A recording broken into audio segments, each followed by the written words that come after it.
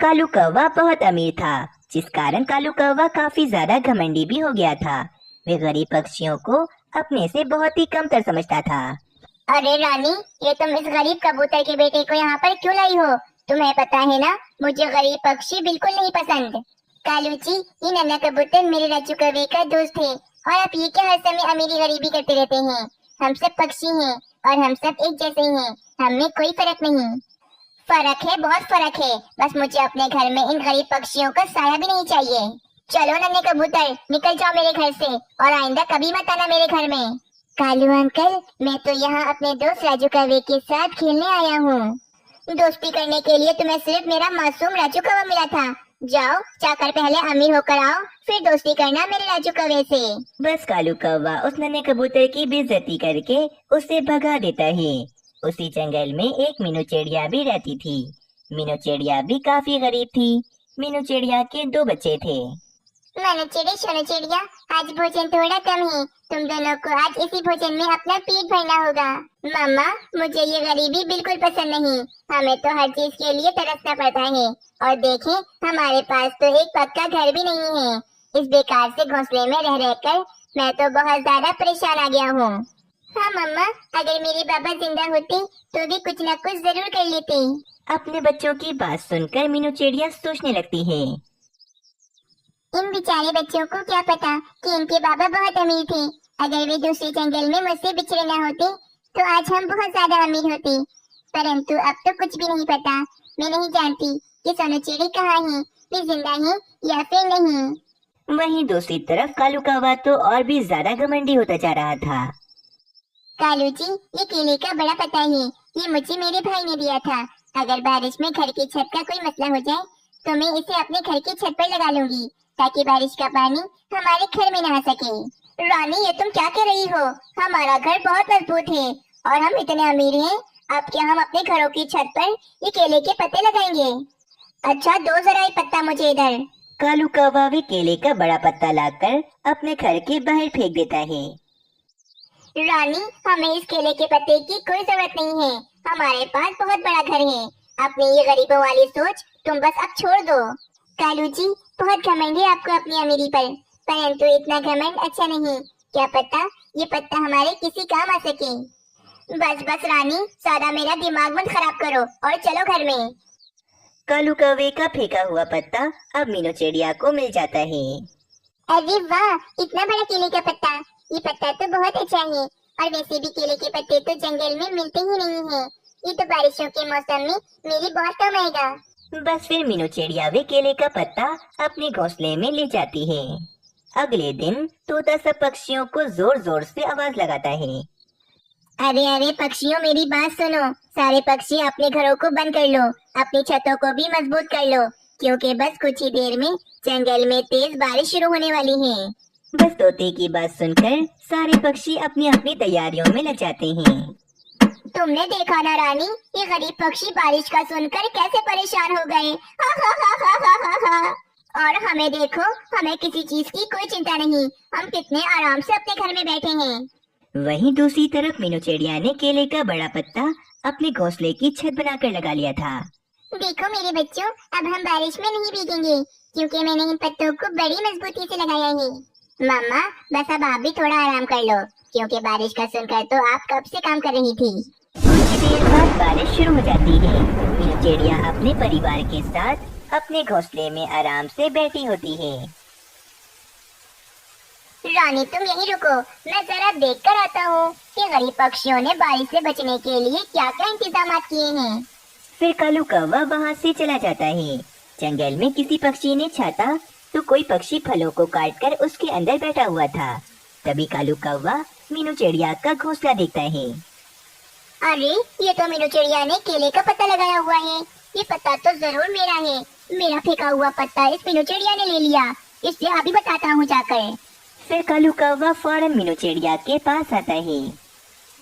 मीनू चिड़िया, ये जो तुमने केले का पत्ता अपनी छत बनाकर लगाया हुआ है, ये पत्ता मेरा है। मुझे वापस करो मेरा पत्ता।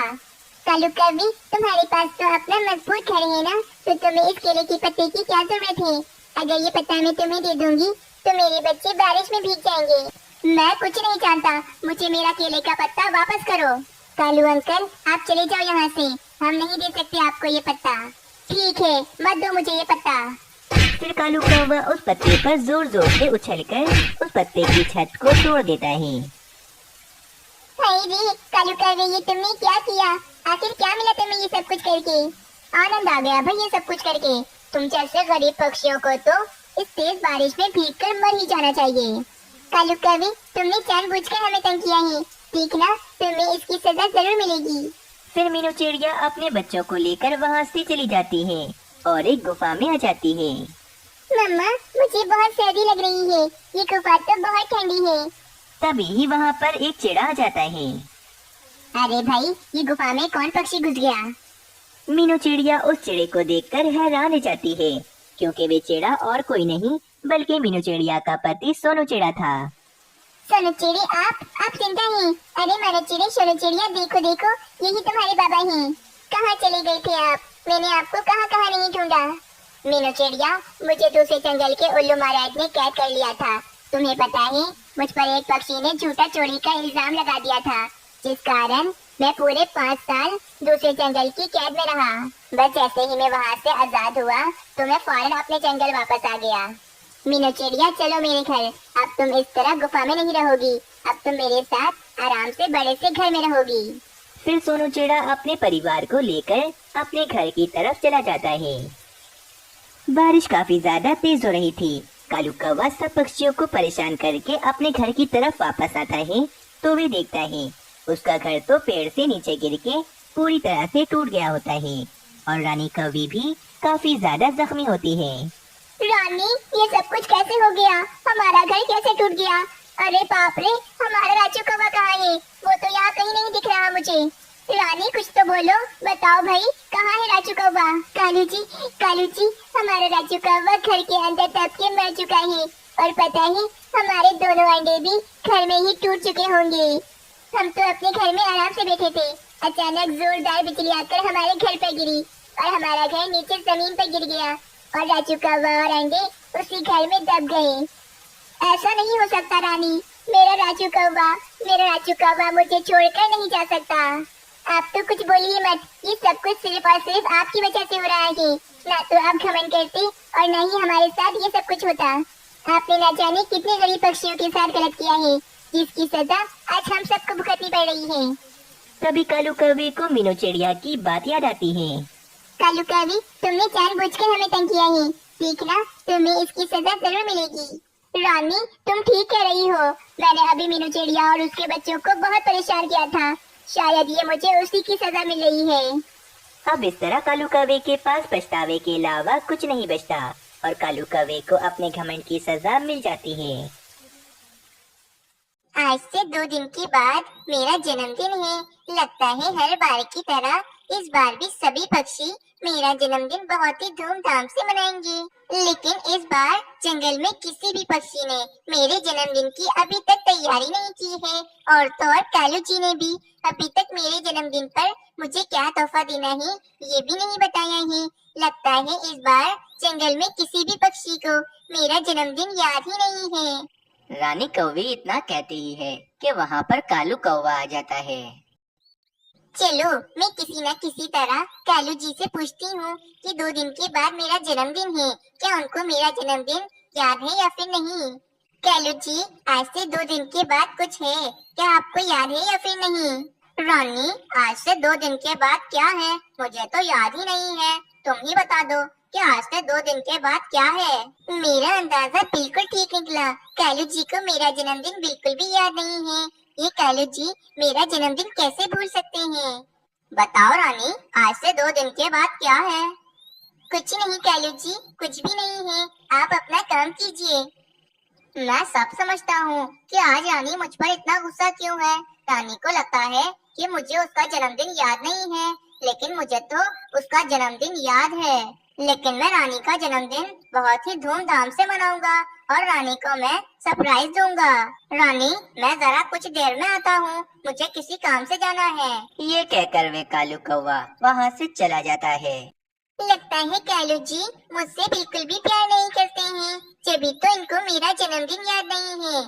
लेकिन कोई बात नहीं, जंगल के पक्षियों को तो मेरा जन्मदिन याद होगा और वे मेरा जन्मदिन बहुत ही धूमधाम से मनाएंगे, देख लेना। कालू कौवे, क्या बात है? तुमने हम सब पक्षियों को क्यों जमा किया है? आखिर क्या बात है? तोते, मुझे पता है कि कालू कौवे ने हम सब पक्षियों को क्यों जमा किया है।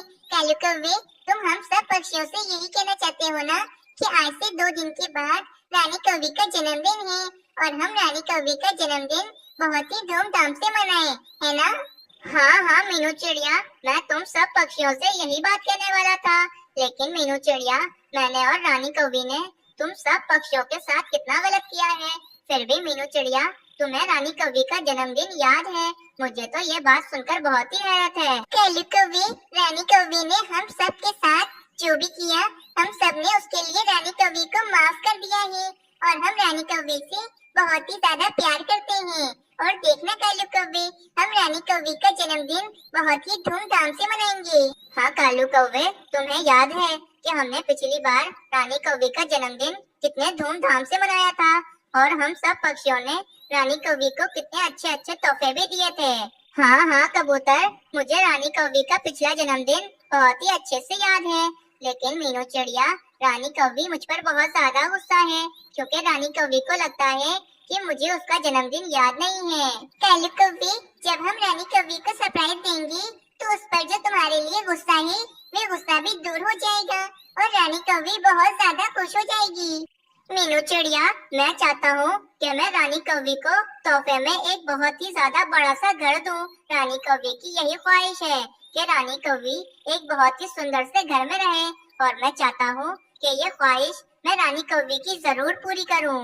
तो फिर ठीक है कालू कौवे, हम सब पक्षी मिलकर रानी कौवी के लिए एक बहुत ही सुंदर सा घर बनाएंगे और वे घर हम रानी कौवी को सरप्राइज देंगे। तोते, तुम घर बनाने के लिए लकड़ियाँ और सूखा घास जमा कर लाओगे और बुलबुल, तुम्हें तो रंग करना काफी ज्यादा अच्छा आता है, इसीलिए तुम घर को रंग करोगी। और कबूतर और कालू कौवे, तुम दोनों बुलबुल और तोते की मदद करोगी और तुम सब जो मुझे लकड़ियाँ लाकर दोगे, उन लकड़ियों से मैं घर तैयार करूंगी। अगर हम इस तरह मिल बांट कर काम करेंगे तो हम घर जल्दी बना पाएंगे। लेकिन सभी पक्षी मेरी एक बात गौर से सुन लें कि रानी कौवी का इस बात का बिल्कुल भी पता नहीं लगना चाहिए कि हम सब पक्षियों को ये पता है कि 2 दिन के बाद रानी कौवी का जन्मदिन है। अगर ये बात रानी कौवी को पता चल गई तो रानी कौवी का पूरा सरप्राइज खराब हो जाएगा, इसीलिए कोई भी पक्षी रानी कौवी को ये बात नहीं बताएगा। और अगर रानी कौवी आकर किसी पक्षी से पूछे तो हमें बिल्कुल ऐसे बनना है कि हमें पता ही नहीं है कि 2 दिन के बाद रानी कौवी का जन्मदिन है। हाँ चिड़िया बहन, तुम बिल्कुल भी चिंता मत करो, हम में से कोई भी पक्षी रानी कौवी को कुछ भी नहीं बताएगा। चलो चलो, बस अब सब अपने अपने काम पर लग जाओ। फिर बुलबुल और कबूतर रंग लेने के लिए चले जाते हैं और कालू कौवा और तोता लकड़ियाँ और सूखा घास जमा करने के लिए चले जाते हैं। कुछ देर के बाद कालू कौवा और तोता सूखा घास और लकड़ियाँ जमा कर ले आते हैं। कालू कौवा और तोता तो लकड़ियाँ और सूखा घास जमा करके ले आए हैं। बुलबुल और कबूतर, क्या तुम दोनों भी रंग ले आए हो? हाँ मीनू चिड़िया, मैं और कबूतर दूसरे जंगल से रंग ले आए हैं। चलो ठीक है, तो फिर मैं अभी लकड़ियों से घर बनाना शुरू कर देती हूँ।